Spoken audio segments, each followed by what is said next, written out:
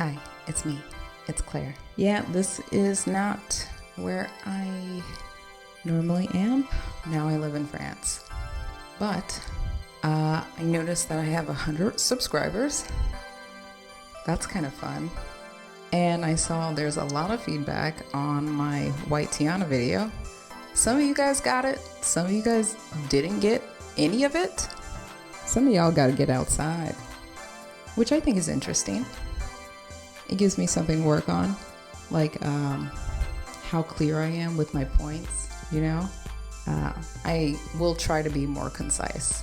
And there should be more videos coming soon. But today I wanted to do like just like a short 100 subscribers, yay! Thanks for joining, I guess, and watching. Well, there's over 100 now. Now that I've checked again, I'm like, wow. Also welcome. Well, I mean, this isn't really a community. It's just me talking shit mostly. But I'm glad that you think I'm making some good points and you want to see what other points I might make. But for my 100 subscriber special, I wanted to give you guys some sort of inspiration. Like, I started this channel shortly after I decided to just leave my master's degree like on the table. I finished a year. There was just one more year and a thesis film left. It was a Master of Fine Arts in Animation, and I left it behind for a few reasons. But is that going to stop me from pursuing animation and learning and growing? Of course not. And you know who inspires me the most? The man, the legend, Don Bluth. And I want him to inspire you guys as well. Most of those words are directly from him in his book. It's great. He's like your best friend in this book. That's how he talks to you. Some things you may not have known about Don Bluth is that he worked at Disney 2 times in his life. First time when he was like kind of a teenager, basically. And again in the 70s, which he's most infamous for because he leaves and people leave with him. And Disney is very much a hater about this. Some adored him as the messiah of animation, and others thought he was just another Walt wannabe. Ironically, Bluth himself became disillusioned with the studio's animation department. So on his birthday in 1979, he resigned and took half the animators with him to start his own studio. The bombshell set back the release of The Fox and the Hound by 6 months and left Miller and the studio betrayed. But let me tell you his perspective, and I want you to take note of his age. On September 13th, 1979, the day I turned 42, Gary, John, and I entered Ed Hanson's office. He was the production manager in the animation department at the time. We handed him 3 envelopes. He opened one, then another, and then the last, dropping them to the desk as he read. I'll never forget the look on Ed's face. "You've got to be kidding me," he said. "You're going to throw it all away?" I said, more breezily than I actually felt, "Think of it as us offering Disney some friendly competition." He laughed in our faces. "Now I know you're crazy." Then he paused, a scowl growing. "Just how many staffers are you taking with you?" "We don't know," Gary replied. "They'll be making up their own minds." 17. That's how many staffers resigned. Guys, Don Bluth was 42 when he decided to strike out on his own to start his own studio. That means there is no time limit to start pursuing the things that are important to you. Your dreams, the things you want to do, whatever inspires you. For me, I love animation. I'm going to keep on, I'm going to create.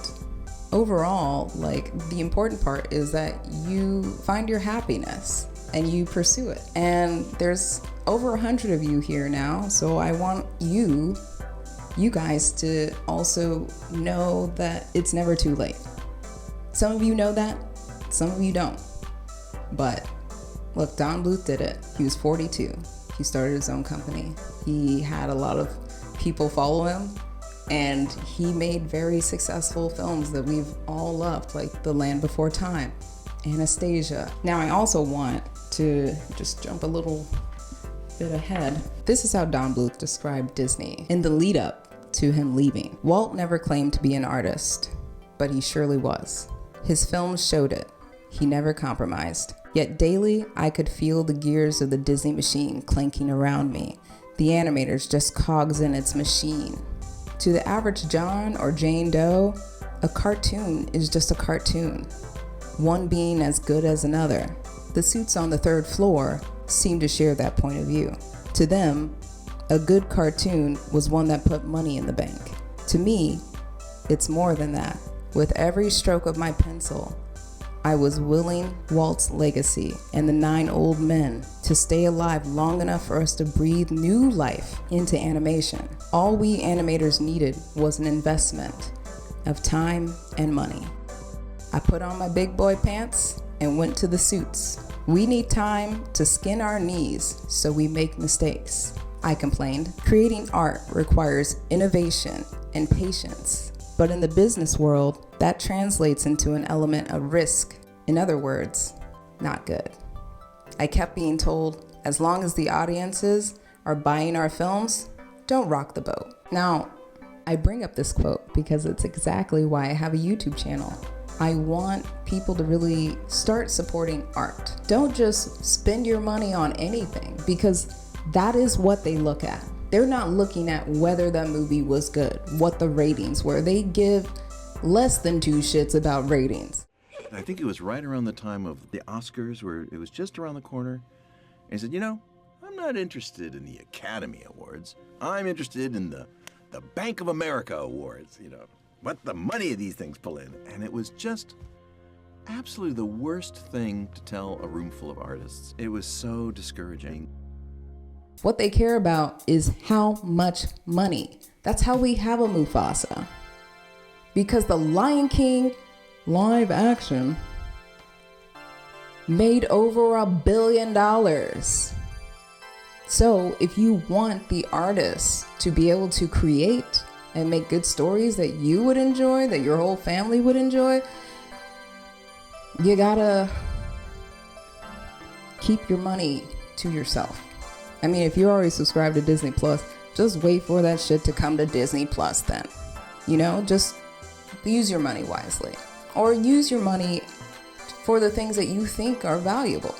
Because for the people in these companies, that is all they care about, is whether or not you're going to spend that dollar. We all know this. And I, for one, would like to see good art again from the major studios, because they have the best publishing power, the best way to get it out to everyone.